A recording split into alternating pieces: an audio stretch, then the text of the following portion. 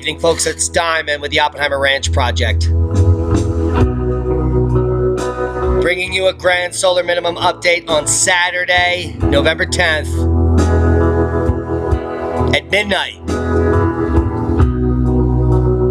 You're looking at lake effect snow right now.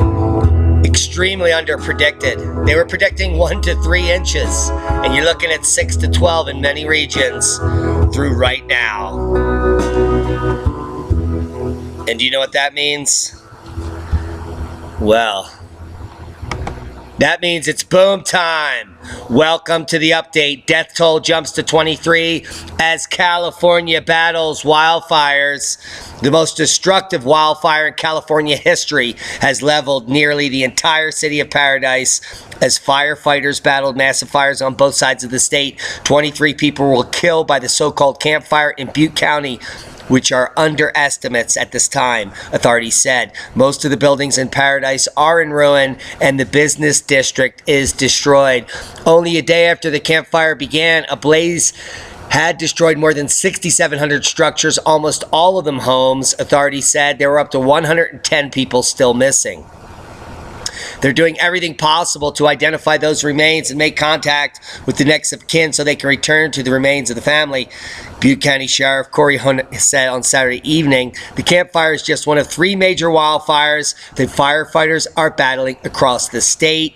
The 70,000-acre Woosley fire tore through Malibu mansions and working-class suburban homes in Southern California hills and canyons in less than 2 days. The Woosley fire and Hill Fire, which is also burning in Southern California, prompted evacuation orders for more than 250,000.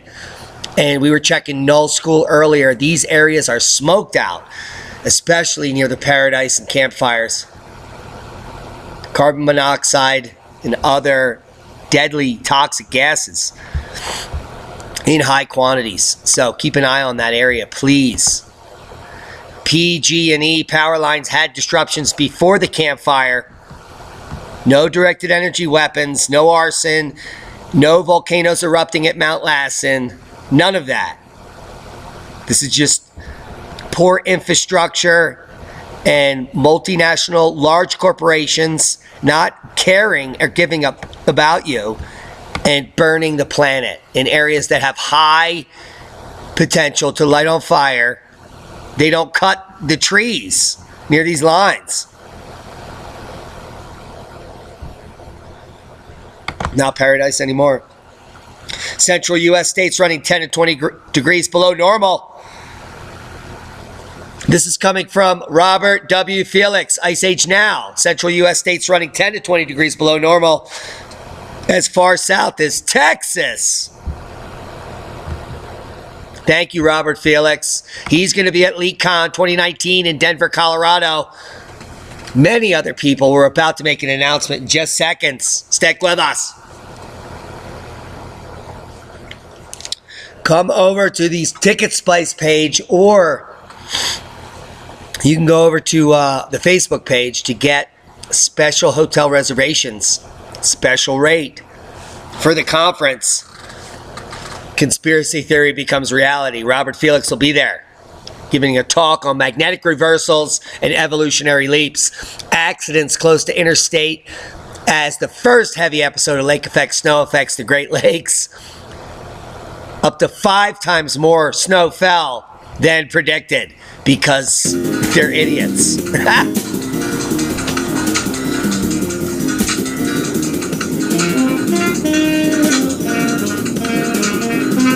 Yeah.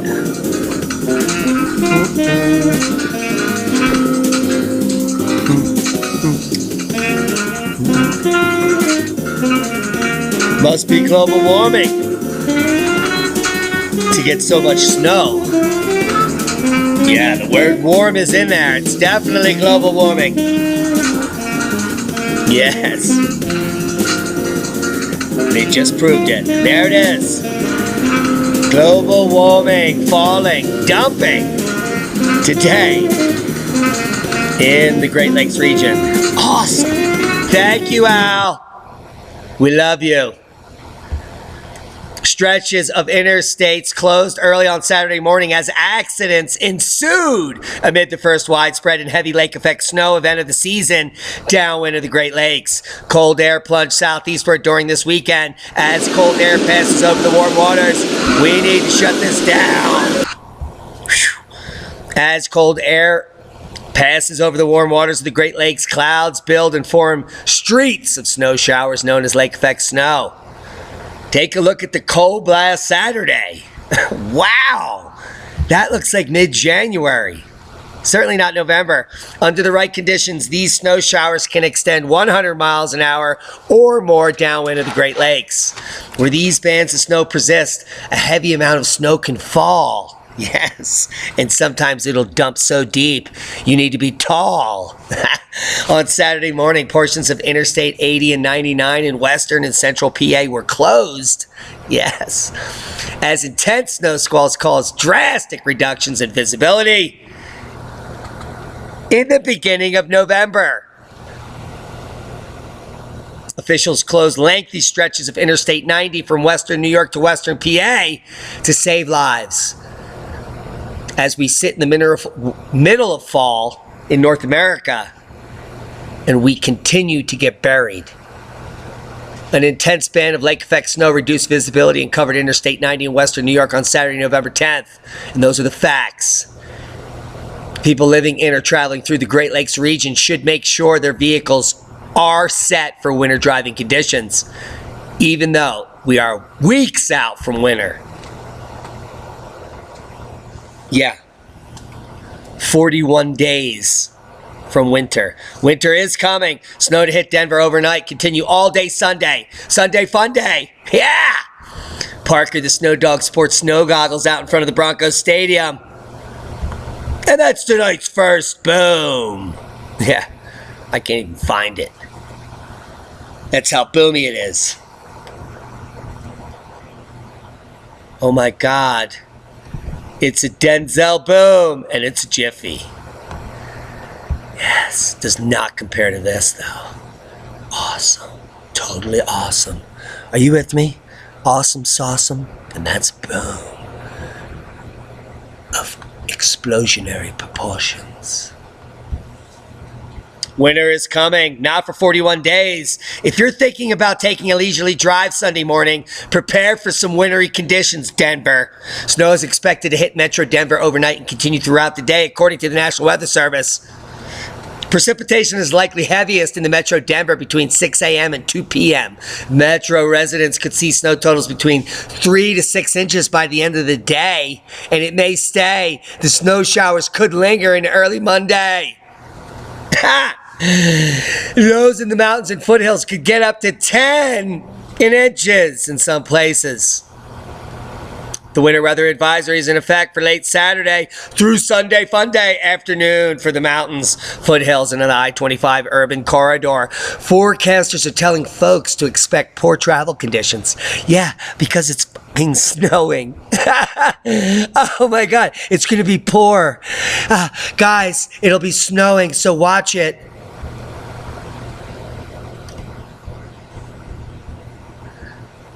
Here is the winter weather forecasty snowfall gaugeogram. It's going to be hella 4.5 inches. The most likely timing for accumulating snow in the Denver metro will be during the morning and into the early afternoon. Additional snow could linger through the night and into early Monday morning. Boom, ba ba boom, boom, boom, boom, ba ba ba ba ba ba ba boom. Sign up for updates if you're a cheapskate. Snow to spread into Oklahoma and Texas. Boom! As cold air so far this season invades. Could you read that again? Read the headline and see how stupid that is. Thanks, Christina. You don't know how to write headlines, Disruptive snow threatens to spread across and even south of the I-40 corridor. Holy macaroni! Into the south central United States to start the new week as the coldest air in years at this time of year plunges south. The chill encompasses the south central states this weekend and will pale in comparison to the taste of winter that awaits that region. Check it out, Amarillo. That means yellow. And they're not going to be yellow in Texas. They're going to be white. Yes, 3 to 6 inches of global warming goodness. Pueblo, Denver, all the way down into Albuquerque. Well, Albuquerque may be spared. But Oklahoma City will not be. Enough snow to create disruptions to Veterans Day parades and ceremonies can be anticipated in Denver, Pueblo, Amarillo, Lubbock, Oklahoma City, Tulsa, and Fayetteville, Arkansas. A total of 3 to 6 inches of snow is anticipated in downtown Denver for Sunday into Sunday evening, with locally higher amounts on non-paved surfaces. Yes, and we know what those are. Those are Murphyses. Lesser amounts are expected towards the DIA. That's where Brucifer is, where you'll be flying into Lecon above the hidden bunkers of the satanic complex below. Residents and motorists should not let their guard down because they do not know what this shit is. And those are the facts. Here are the maps. Weather Ready Nation map. We are ambassadors. And take a look at this, folks. Winter weather advisories and winter storm warnings for southeast Colorado, Texas, and Oklahoma. Say it ain't Soma. Give me 3. Here we have more winter storm and weather advisories in New Mexico. Say it ain't so. Frost and freeze warnings throughout the southeast like never seen before. Al Gore is a whore. You can still prep if you're poor. And we'll talk about it in a moment. Dangerous fire weather for California. Heavy snow for the central and southern Rockies. A combination of global warming with very low humidity, dry vegetation, and hella cold, strong offshore winds will keep dangerous fire weather threats intact across portions of California through Tuesday. Meanwhile, a developing multi-day storm will start off with heavy snow for the central and southern Rockies before shifting eastward to totally flux the south and east with a variety of hazards through Monday and Tuesday that are completely unimaginable, including all types of hitting the fan in this entire region. Yeah, Denzel. Yeah, that's what I thought. And that might be some of your pipelines. And those are the timelines.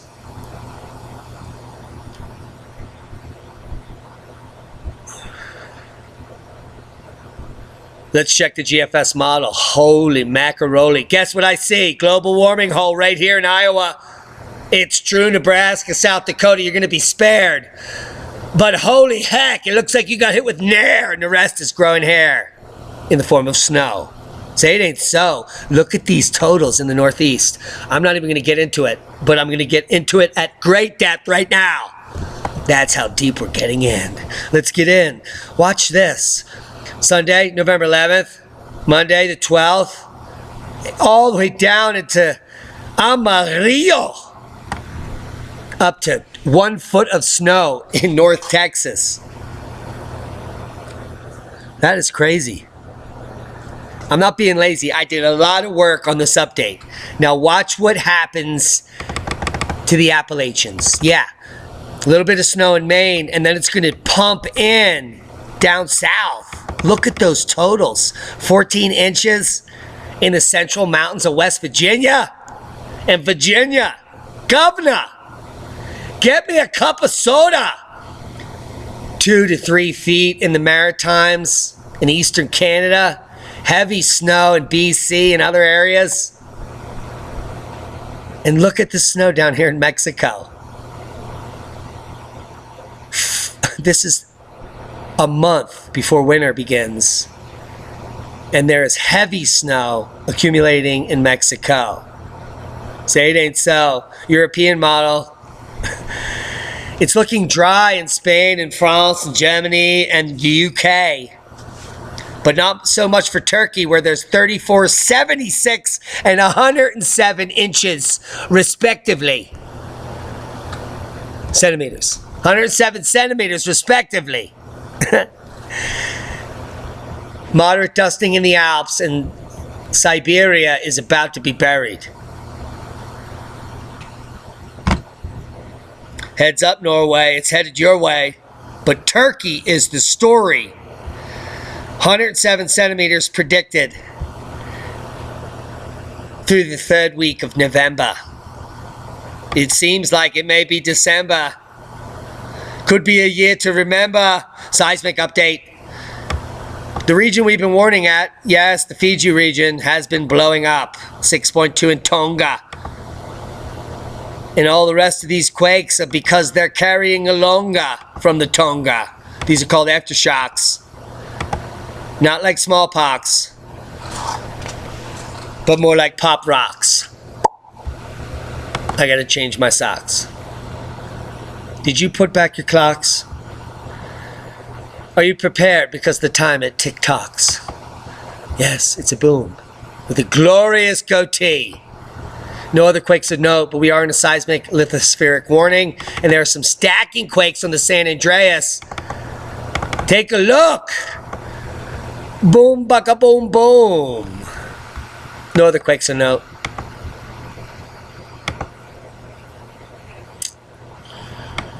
Oh, another one just popped off. Boom, 3.4, Katolik, Alaska. Let's check the worldwide volcano news update. Fuego, ongoing volcanic ash emissions.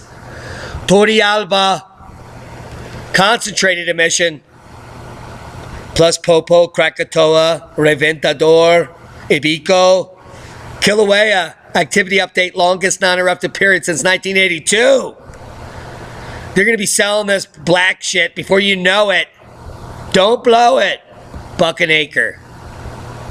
Boom! It's worth it.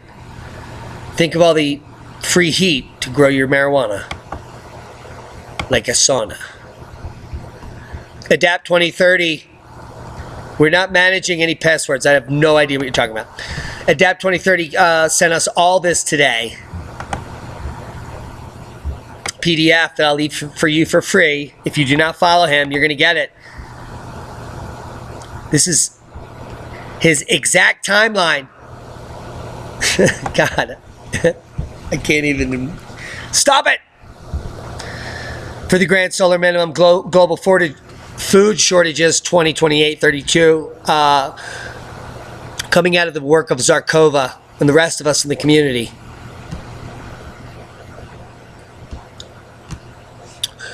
Questions to ask as you compare information.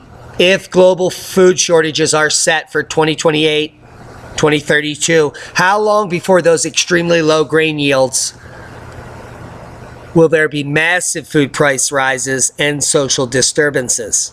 How much more extreme will each year's weather become from now until 2027 in the years before the global food shortages of 2028-32? And when will most of the global populace wake to the fact that this event needs to be prepared for? And how will they react? Will they all smoke crack? I doubt it.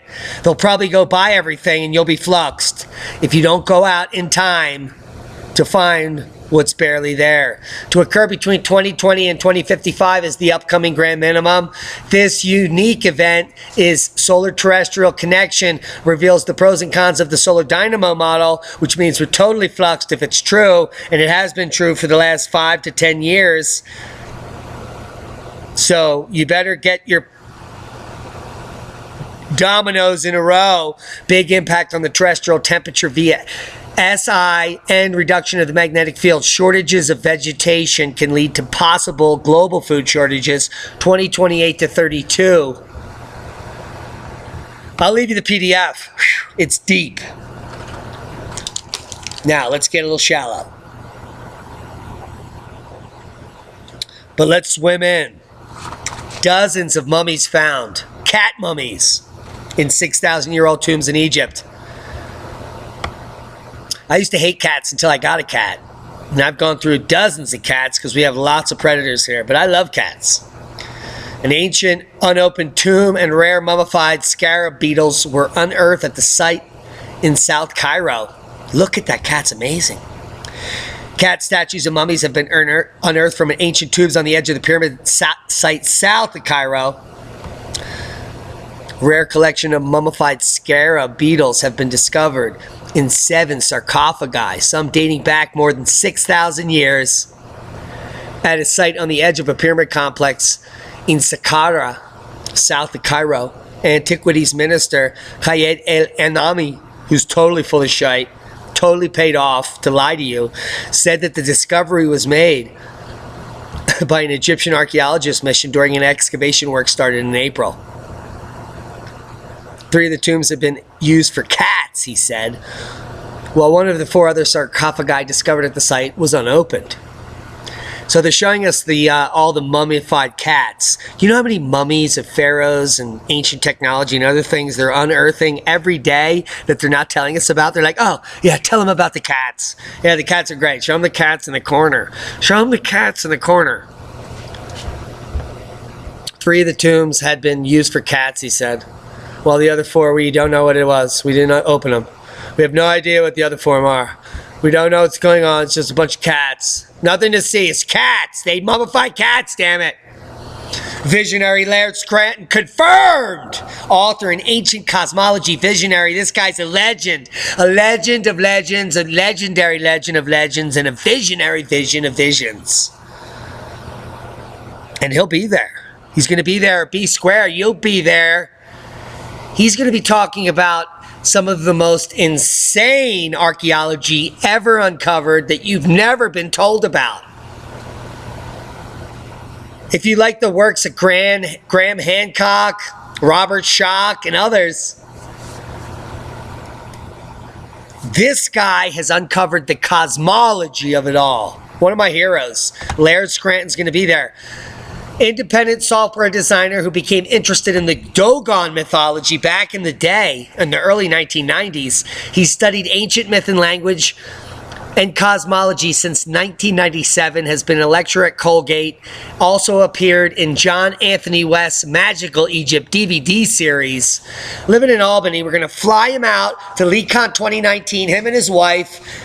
He is an author of many, many insane books, all top-notch. China's cosmological prehistory, point of origin, the Velikovsky heresies, the cosmological origins of myth and symbol, sacred symbols of the Dogon, the science of the Dogon, the mystery of Saqqara Brea, the Pyramid Hoax, 1120, buy it. That's a good way to get in.